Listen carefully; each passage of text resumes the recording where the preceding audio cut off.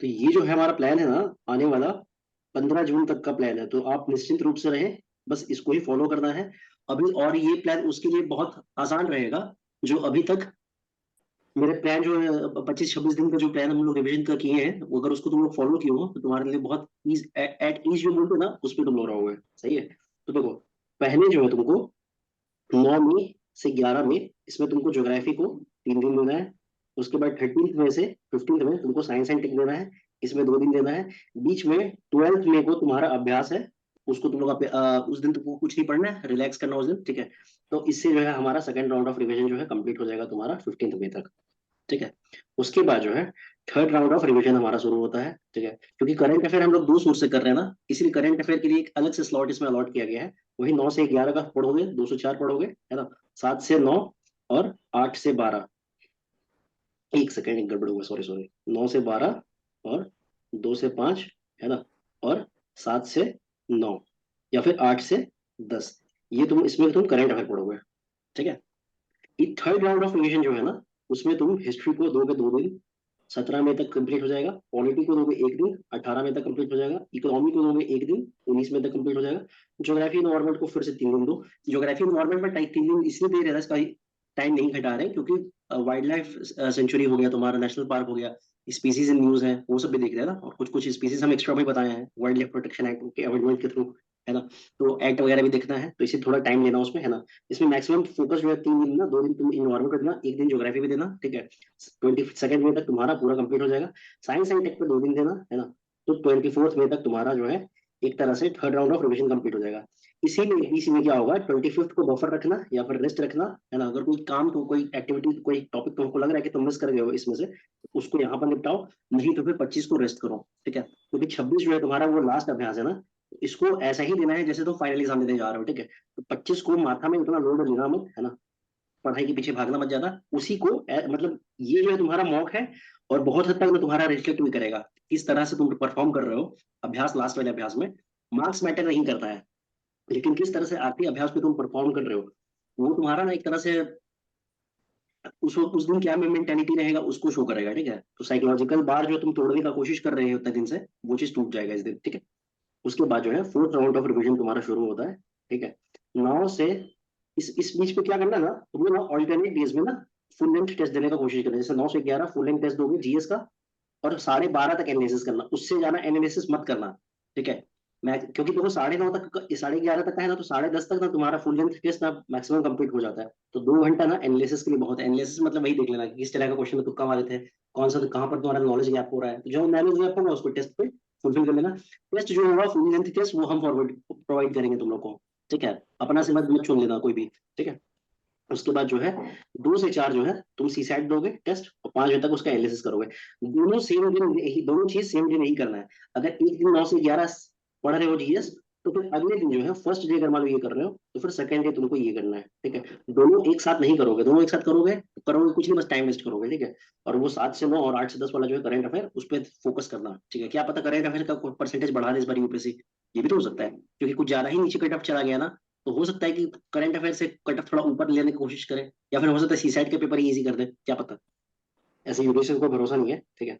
28 मई तक जो है आपको साइंस एंड टेक में 2 दिन देना है, ज्योग्राफी और इन्वायरमेंट में 2 दिन देना है 30 में, और एक दिन जो है पॉलिटी और इकोनॉमी में देना है। इस दिन आपको करंट अफेयर नहीं करना है, ठीक है। इस दिन करंट अफेयर मत करना, ठीक है। ये जो 7 घंटा 8 घंटा पढ़ाई कर रहा हूँ ना, इसमें केवल पॉलिटी और इकोनॉमी करोगे एक दिन में, 31 तक तुम्हारा तब जो है हो जाएगा कंप्लीट। उसके बाद 3 दिन जो है तुम्हारा हिस्ट्री में आएगा, ठीक है। ये हो गया तुम्हारा 3 जून तक। तो 3 जून तक जो है सारा सब्जेक्ट का तुम्हारा 4 बार तक रिविजन हो जाएगा, ठीक है। टेस्ट वेस्ट सब देते हैं। अब आते हैं फिफ्थ राउंड ऑफ रिविजन पे। ये तुम्हारा फाइनल लैप है। ये ना, इसको ना इसीलिए फेज ऑफ प्रेसीजन नाम दिया जाता है, ठीक है। मतलब तुम्हारा जो भी मतलब एरियाज है जिसको तुम शार्प अभी तक किए हो, उसमें से कुछ कुछ एरियाज है जो वीक बच जाता है, ठीक है। उसमें क्या होता है ना, उसको प्रेसिजन दोगे। इसमें तुमको और एक चीज और करना है, यूपीएससी के माइंडसेट के टाइम के हिसाब से ना अपने माइंड को ना स्टिमुलेट करना है, ठीक है। तो देखो, 9 से 9:30 से 11:30, 2:30 से 4:30, इस दिन जो है दोनों दोगे, पीवाईक्यू सॉल्व करोगे तुम 2018 से लेकर 2023 तक का, ठीक है। ये फाइनल पीवाईक्यू सॉल्व करोगे, ठीक है। उसी हिसाब से ये तुम शुरू कर दोगे 9 जून से 14 जून तक, ठीक है। 3 जून से 8 जून तक क्या करना है, तो देखो अभी इसमें ना सिलेक्टिव स्टडी तुमको करना है, ठीक है। फिर सोचोगे कि पूरा अगर पांचवा राउंड में पूरा सब्जेक्ट रिवाइज करें, तो नेक्स्ट टू इम्पॉसिबल है ना। फिर वो लग जाएगा उसमें 10 दिन, फिर बिना मतलब टाइम वेस्ट कर दोगे तो कोई मतलब है नहीं, है ना।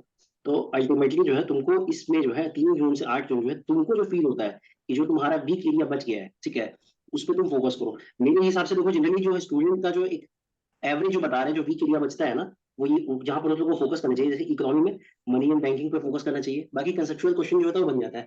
यही जो है थोड़ा फैक्चुअल क्वेश्चन होता है जो तुमको, इसी में तुम्हारा फाइनेंशियल मार्केट वगैरह सब भी आ जाता है, ठीक है, फाइनेंस मार्केट वगैरह नहीं होता है, वो सब सब इसी में आ जाता है, ठीक है। तो मनी एंड बैंकिंग तुम देख लोगे पूरा, ठीक है। पॉलिटी में तुम 2 राइट देखोगे, fundamental right, fundamental duty, DPSP, parliament और जुडिशरी, बस इससे ज्यादा कुछ मत देखना, ठीक है।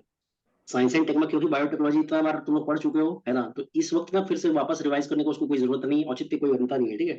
तो डिफेंस या फिर न्यूक्लियर टेक्नोलॉजी, अगर दोनों कर सकते हो तो दोनों कर लो, ठीक है, उसमें फोकस करना। ज्योग्राफी में मैपिंग, जो प्लेसेस इन न्यूज हम बताए हैं वो करना।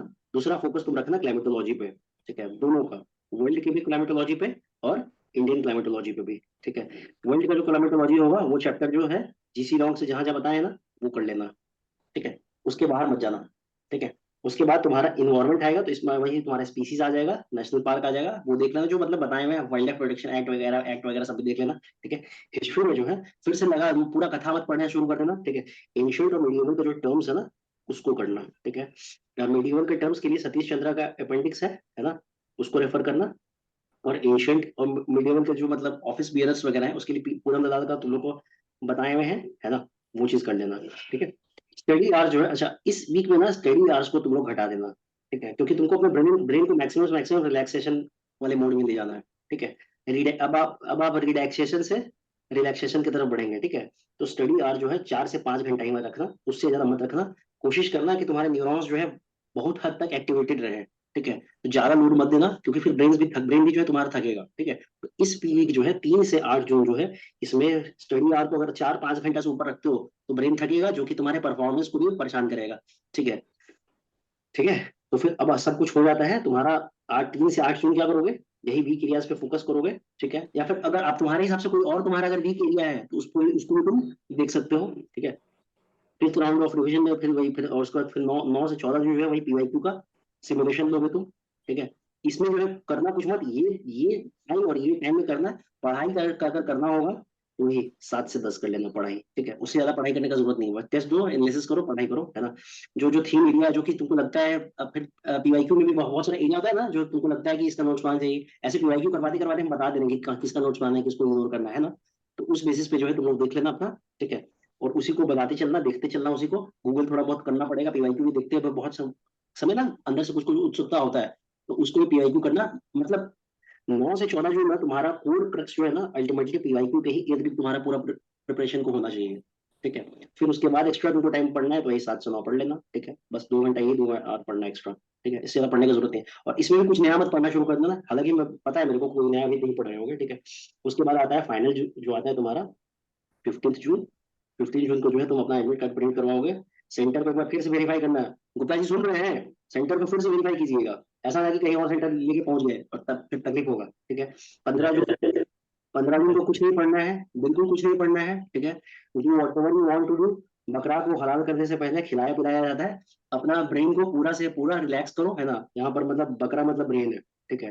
तो जो भी करना है करो, है ना, मगर मतलब कुछ ऐसा हरकत मत कर देना जिससे तुम्हारा एनर्जी डाउन हो जाए, ठीक है, समझ रहे गुप्ता जी। कुछ मतलब जाके कहीं कुछ पी रहे मत लीजिएगा।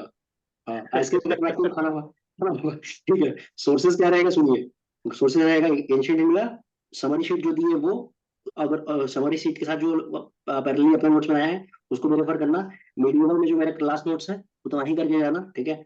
मॉडर्न इंडिया के लिए जो स्पेक्ट्रम का मार्ग है उतना ही करना, जो स्पेसिफिक टॉपिक्स वगैरह वो भी मैं बताए हुए हैं, ठीक है। ज्योग्राफी में मैप देखोगे, 11th का दोनों एनसीईआरटी देखोगे। इंडियन ज्योग्राफी का जो क्लास नोट्स है बस उतना ही देख के जाना, इससे ज्यादा कुछ मत करना, ठीक है। इन्वायरमेंट का शंकर आईएएस का जो मार्क्ड है वो, और जो वैल्यू एडिशन हम करवाए हैं वो। पॉलिटी में लक्ष्मीकांत और जो वैल्यू एडिशन कराए कश्यप से, वो चीज देख के जाओगे, ठीक है। इकोनॉमी में सिद्रा माइस का जो माइंड पीडीएफ है वो, ठीक है। साइंस एंड टेक में फोकस रखना है बायोटेक्नोलॉजी पे, इमर्जिंग टेक्नोलॉजी जो चैप्टर है ना, वो भी करवाए हैं, एनसीईआरटी का ही है दोनों। और करंट अफेयर जो मार्क पीडीएफ है वो करके जाओगे। बाकी करंट अफेयर में तुम्हारा जो PT 365 जो मार्क करवाए वो, और वाजीराम जो करवाए वो, ठीक है। बस इतना ही तुम्हारा सोर्स होना चाहिए।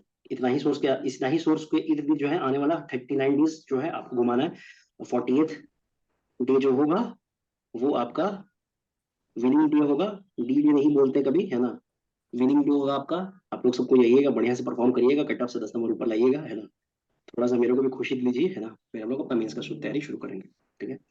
इस प्लान में किसी को कुछ कहीं पर समझ में कोई तकलीफ हुआ है तो बताओ, फिर से रिपीट करना है, कुछ करना है तो बताओ। हेलो। ये एकदम ढंग का प्लान है, ठीक है। इसके बाहर मत करना, ठीक है। कम से कम अब आखिरी फेज में मेरा बात ढंग से मान लो सब कोई, है ना। हालांकि सब कोई मान रहा हूँ, पता है मेरे को, वो चीज तो तुम लोगों को परफॉर्म करके, जैसे टेस्ट में तुम लोग परफॉर्म कर रहे हो देख के पता चल रहा है कि तुम लोग मतलब मेरी बात मान रहे हो, है ना। ठीक है। किसी को कुछ पूछना है या किसी को कुछ नहीं किया? सभी लिख लियो ना ये चीज। हाँ सर। ठीक है। ठीक है ना। तो ताकत तुम्हारे साथ रहे, प्रकृति तुम्हारे साथ रहे, ठीक है, तुम्हारे भाग्य तुम्हारा साथ दे, है ना।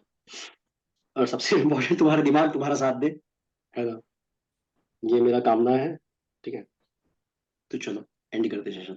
ठीक है।